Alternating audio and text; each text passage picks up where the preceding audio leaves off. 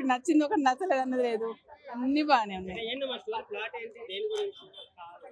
Story అంటే కుటుంబం గురించి ఉంది, ఫైటింగ్ ఉన్నది, అన్నిటికి సంబంధించి ఉన్నది.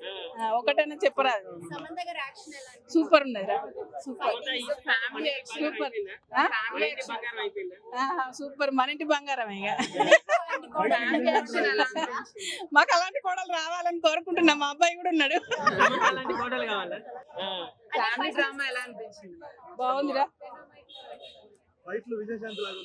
ఇంకా సూపర్ ఉన్నది. విజయశాంతి కంటే దించి మించిపోయింది. లేదురా, ఇక బాగా చేసింది. ఇక సాయి పల్లవి అంటే ఏమో కానీ ఈమెయితే సూపర్ చేసింది.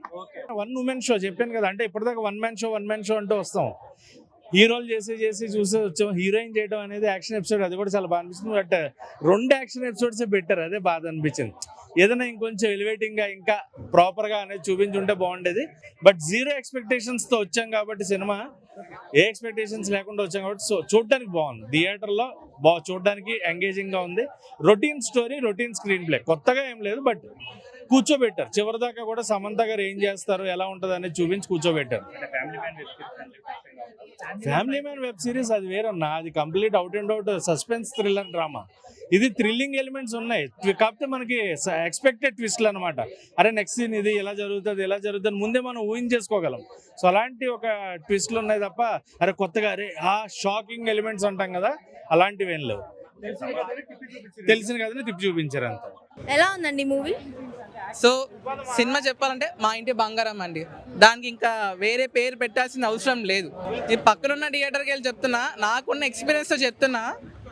సో నేను ఎందుకు ఇలా చెప్తున్నాను, పర్లేదు కొన్ని ఓటీటీలో వచ్చినా కూడా చూడొచ్చు, ఎంత క్రేజీగా అంత క్రేజీ ఉండకపోవచ్చు అనుకుంటారు. బట్ నా క్లారిటీతో చెప్తున్నా, ఒక్కొక్క సీన్స్ మామూలుగా లేదు.